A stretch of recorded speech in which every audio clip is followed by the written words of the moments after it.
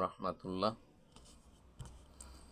প্রিয় দেশবাসী, দেশ এবং দেশের বাহিরের বাংলা ভাষার ভাই ও বোনেরা, মুসলিম ভাই ও বোনেরা, আমি আপনাদের সম্পর্কে ভালো ধারণাই রাখি যে আপনারা কথা শুনলে আমল করবেন। খারাপ ধারণা রাখি না, রাখতে চাইও না।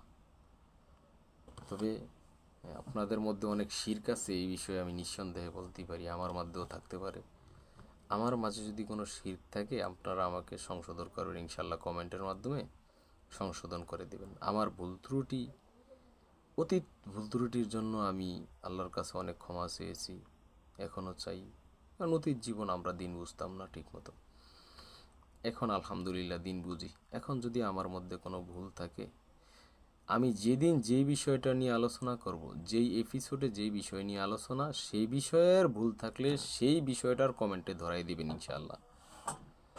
আর অযথা অন্য বিষয় নিয়ে এই বিষয়ের মধ্যে কমেন্ট করতে যাবেন না। এই বিষয়টা নিয়ে কমেন্ট করবেন যে বিষয়টা আমাদের ভুল এখানে হয়েছে।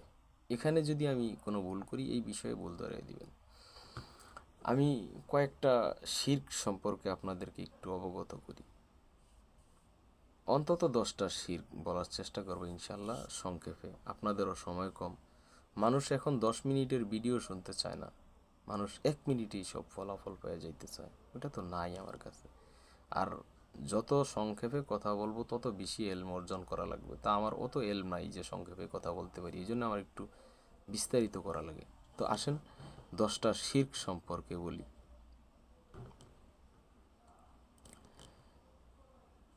আমরা শুরুতেই একজন আরেকজনকে জিজ্ঞাসা করি, ভাই কেমন আছেন? তো কেউ বলে সরাসরি যে আপনার দোয়া আল্লাহ ভালো রাখছে। শিরক। আল্লাহ ভালো রাখছে আলহামদুলিল্লাহ, এই কথা বলতে হবে। আপনি যখনই বলবেন যে আপনার দোয়ায় আল্লাহ ভালো রাখছে, শিরক। যখনই বলবেন যে আলহামদুলিল্লাহ আল্লাহ ভালো রাখছে আপনাকে দোয়ায়, এটাও একটা শিরক। আমার দোয়ায় যে আল্লাহ আপনাকে ভালো রাখছে, এই কথা কে বললো, কে জানালো? আপনি বলবেন যে আলহামদুলিল্লাহ আলা কুল্লি হাল, আল্লাহ যে হালে রাখছে আলহামদুলিল্লাহ, এটা বলতে পারেন। তো এটা একটা শিরক চলে গেল। আরেকটা শিরক, আপনি রওনা দিছেন, সামনে বিড়াল পড়লো, পেঁচা পড়লো বা কাক পড়লো, তখন আপনি কি বললেন যে যাত্রা ভালো হবে না, কাক পড়ছে, বিড়াল পড়ছে, কুকুর পড়ছে, এজন্য এখন আর যাব না।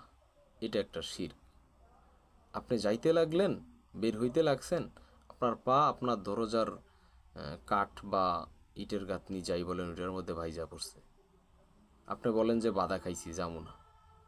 এটা একটা শিরক। বাধা বলতে কিছু নেই, আপনি যাবেন। এরপর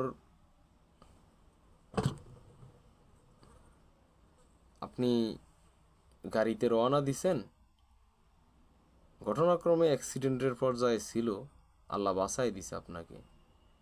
আপনি এখন বলতেছেন যে ড্রাইভার খুব এক্সপার্ট, পাকা ছিল, এই জন্যে আপনি বাইসা গেছেন। এটা শিরক।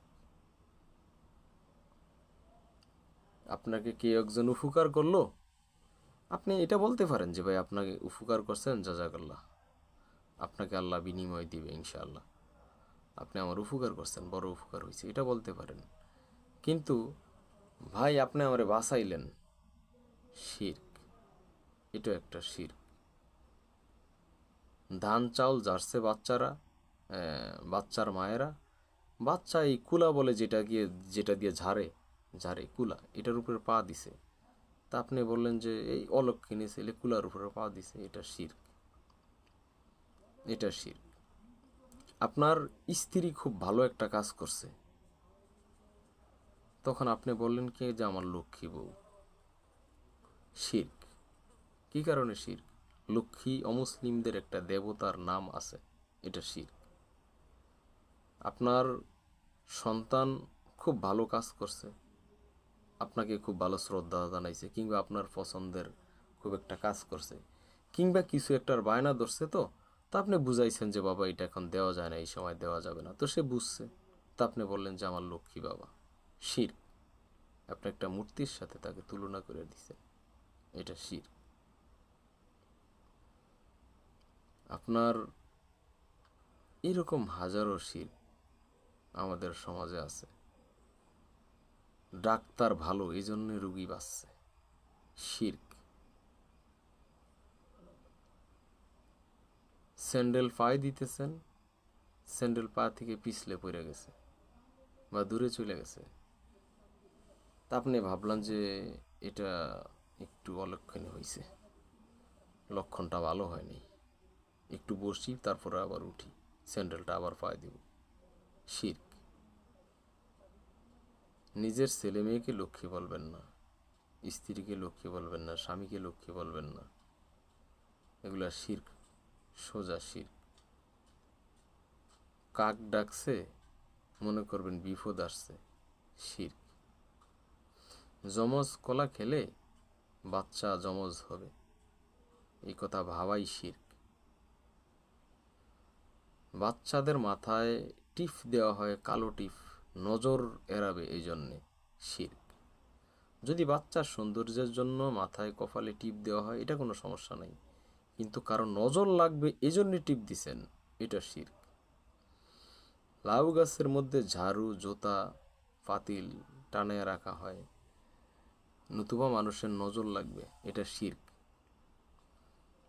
এরকম হাজারো প্রকার শিরক আছে যেগুলো সম্পর্কে আমরা সতর্ক থাকি না, আসলে থাকা উচিত।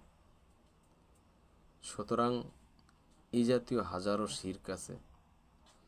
আপনি একটা, এই ব্যবসাটা একেবারে অমঙ্গলজনক ব্যবসা, এইটা একটা ক্ষতির ব্যবসা, এই কথা বলো শিরক।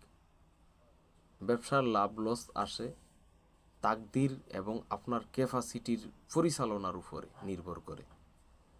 সব ব্যবসায় লাভবান হবেন না, সব ব্যবসায় লোকসানও হবে না, এই ব্যবসাটাই খারাপ, এটার নামই শিরক। কেননা এই ব্যবসাটা যদি একেবারেই সবার জন্য অমঙ্গল হইতো, আল্লাহ এটা রাখতো না, ধ্বংস করে দিত। সুতরাং সতর্ক সাবধান থাকবেন। অহরহ শিরক আমাদের সমাজে আছে, এসব শিরক থেকে বাঁচার চেষ্টা করবেন। আরও জাতীয় সঙ্গীত গাওয়া শিরক, শহীদ মিনারে ফুল দেওয়া শিরক, স্মৃতিসৌধকে মূল্যায়ন করা শিরক, 31st নাইট পালন করা শিরক, পহেলা বৈশাখ পালন করা শিরক, 16ই ডিসেম্বর পালন করা শিরক, 26শে মার্চ পালন করা শিরক। ঠিক তেমনিভাবে 5ই আগস্ট পালন করা শিরক।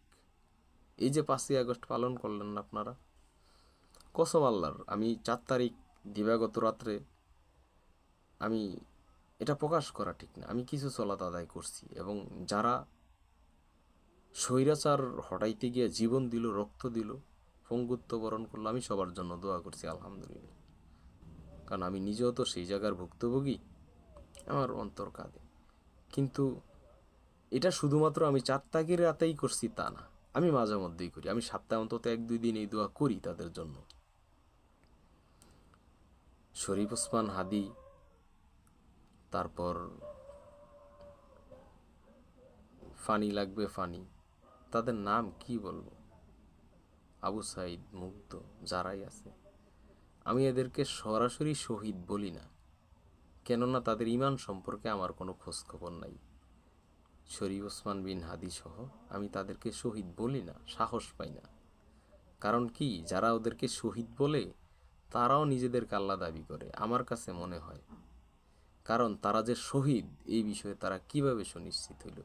তবে আমি আল্লাহর কাছে তাদের জন্য দোয়া করি যে তারা যেন শহীদি মর্যাদা পায় আল্লাহর কাছে। আল্লাহর কাছে বলি, আল্লাহ তাদের যদি ঈমান টিকানোর মতো, ন্যূনতম ঈমান টিকানোর মতো কোনো ফয়সালা তোমার হাতে থাকে, তাইলে আল্লাহ তুমি তাদেরকে শহীদ হিসাবে কবুল করো। এটা আমি আল্লাহর কাছে বলি, তাদেরকে সরাসরি শহীদ বলি না। তাদেরকে যারা সরাসরি শহীদ বলে, এইটাও শিরক, মনে রাখবেন ইনশাআল্লাহ।